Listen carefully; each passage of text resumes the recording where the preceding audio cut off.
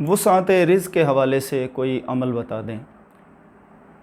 ہم اس کو یوں دیکھ سکتے ہیں، قرآن کریم سے رہنمائی اگر حاصل کریں تو قرآن کریم نے جہاں متقین کی تعریف بیان کی ہے سورہ بقرہ کی ابتدا میں ہی، ھدی للمتقین کے ہدایت جو ہے یہ متقین کا مقدر ہے، تو متقین کی جہاں مختلف صفات بیان کی گئی ہیں ان میں سے ایک صفت بیان کی گئی ہے وَمِمَّا رَزَقْنَاهُمْ يُنْفِقُونَ، کہ متقین وہ لوگ بھی ہیں کہ جو ہم نے ان کو عطا کیا ہے اس میں سے وہ خرچ کرتے ہیں۔ اب خرچ کہاں کرتے ہیں؟ کہ آپ نے نفس کے لیے خرچ کرتے ہیں؟ خرچ کرنے کے لیے ہمیں دین نے رہنمائی دی ہے۔ خوبصورت خرچ وہ ہے جو اللہ کی راہ میں خرچ کیا جائے۔ اچھا، اللہ کی راہ میں خرچ کرنا کیا ہے؟ اللہ کی راہ میں خرچ کرنا یہ ہے، دیکھیے اگر ہم اپنے گھر والوں پر خرچ کرتے ہیں وہ بھی اللہ کی راہ میں خرچ کرنا، اگر ہم اپنے دوستوں پر، اعزاء و اقارب پر، غرباء و مساکین پر خرچ کرتے ہیں تو وہ بھی اللہ کی راہ میں خرچ کرنا ہے۔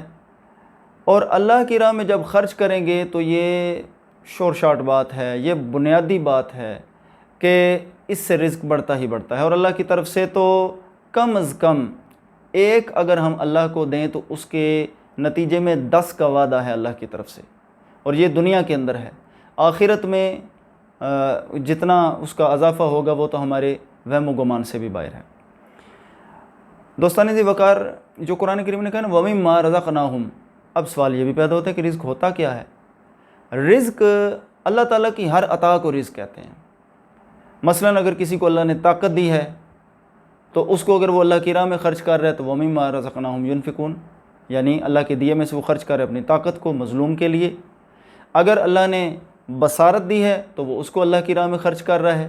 جب اللہ کی راہ میں خرچ کر رہا ہے اور اس کی یہ خواہش مزید سے مزید تر ہوتی چلی جاتی ہے کہ جی یا رب میری کھوئی ہوئی تقدیر جگا دے، آنکھیں مجھے دی ہیں تو مدینہ بھی دکھا دے، آنکھیں اس کی مدینہ کی متلاشی اور متجسس رہتی ہیں، کاش مجھے مدینہ نظر آ جائے۔ تو جب قرآن کریم کو دیکھتی ہیں اس سے بینائی بڑھتی ہے۔ طاقت کا بتایا، مظلوم کے لیے استعمال کی جائے اس سے طاقت بڑھتی ہے۔ علم کو مستحقین تک اگر پہنچایا جائے تو علم کے اندر جو ہے وہ زیادہ پختگی آتی ہے، اور جیسا جیسے ہم علم سکھانے کی طرف اور ڈیلیور کرنے کی طرف جاتے ہیں علم میں بھی وہ جو ہے اس سے پختگی آتی ہے، اور علم کی گویا کے دوسرے لفظوں میں حفاظت ہوتی ہے۔ تو ہم اپنے مال کو زیادہ تر سیو کر کے ہم سمجھتے ہیں کہ زیادہ محفوظ ہے، لیکن اگر ہم مال کو خرچ کریں، اللہ کی راہ میں خرچ کریں، اور کس طرح خرچ کریں؟ یوں بھی کر سکتے ہیں کہ مثال کے طور پہ ہم مسجد میں گئے، اب مسجد میں بجائے اس کے کہ ہم کہیں جی جناب اے ذرا مولوی صاحب اے ذرا اعلان کریں، جی کیا اعلان ہے؟ جی فلاں چودھری صاحب، فلاں راجہ صاحب، فلاں شاہ صاحب نے اللہ کی راہ میں اتنے دیے تھے، مولوی صاحب اے ذرا مہربانی کرے ذرا دعاواں بھی والجیاں کر کے دے۔ دیے 100 روپے ہیں اور دعائیں 1000 روپے کی لینا چاہتے ہیں، تو اس سے تو گویا کہ ہم صدقات باطل کر رہے ہیں۔ کیا ہم دنیا والوں سے صلہ لینا چاہتے ہیں؟ کیا ہی اچھا ہو کہ ہم وہ جب دینے لگے ہیں تو ہم ہاتھ میں دیں اور ساتھ یہ بھی کہیں کہ ذکر نہیں کرنا اس کا، جو دعائیں وہ اسی کے ثوابدید پر ہے، جو دعائیں دیں اللہ تو خوب جانتا ہے ہماری اس فعل کو۔ تو اس طرح سے جب ہم دیں گے تو سوچئے کتنی زیادہ، کیوں ہم نے اللہ کے حوالے کیا ہے اس کو، تو اللہ کتنا زیادہ اس کو پے بیک کرتا ہے اس کا ہم اندازہ ہی نہیں کر سکتے۔ اسی طرح حافظ صاحب، سبحان اللہ، ان کے توکل کے بھی قربان جائیں۔ حافظ صاحب کیا کرتے ہیں؟ جی حافظ صاحب کیسی گزر بسر ہو رہی ہے؟ اللہ کا شکر ہے بھئی، کوئی یعنی مطلب کوئی وہ آپ ہمارے آگے دست طلب بھی دراز نہیں کرتے، اور اگر ہم ان کو ایسے طریقے سے ہاتھ میں چھپا کے بغیر کسی کو دکھائے اگر ہم ان کے ہاتھ میں پیسے رکھ دیتے ہیں تو کتنا زیادہ بڑھے گا۔ یا ان سے ہم پوچھ لیں کہ آپ ذرا بتائیے کہ کبھی اکیلے کر کے حافظ صاحب آپ کی اتنی بیٹیاں ہیں، آپ کے اتنے بیٹے ہیں، کیسے خرچ چلتا ہوگا؟ تو اس طرح سے کر کے کچھ ان کی خدمت کر دی جائے، ٹھیک ہے۔ اور ایسا نہ کیا جائے کہ بھئی حافظ صاحب کو دیا تو 100 روپیہ ہے اور باہر جا کے کہیں جی بس ذرا ہمیں جو ہے نا اللہ کی راہ میں خرچ کرنا بڑا اچھا لگتا ہے، اپنے حافظ صاحب بننا 100 روپیہ دیتا ہے۔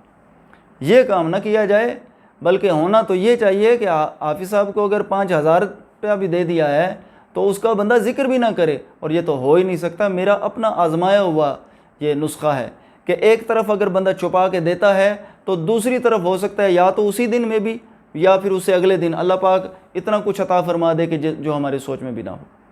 دوستان ذی وقار، یہ بہترین فارمولہ ہے، اس سے رزق بڑھتا ہی بڑھتا ہے۔ جس رزق کی بات کر لیں آپ، آنکھوں کے رزق کی بات کریں، اللہ کی راہ میں خرچ کرنے سے آنکھوں کی بینائی بڑھے گی۔ علم کا رزق کریں، علم کا رزق اللہ کی راہ میں خرچ کرنے سے علم کا رزق بڑھے گا۔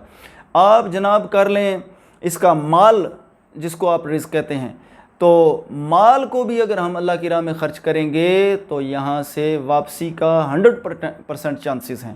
اس لیے یہ بہترین فارمولہ ہے کہ اگر کوئی چاہتا ہے کہ اس رزق میں برکت ہو، اضافہ ہو، تو اللہ کی راہ میں کثرت سے خرچ کرے۔ جتنا خرچ کرے گا اتنا اللہ تعالیٰ کی طرف سے وہ بھلائیوں کی صورت میں لے لے گا۔ اللہ تعالیٰ سے دعا ہے کہ اللہ ہمیں اپنی راہ میں خوب خرچ کرنے کی توفیق عطا فرمائے۔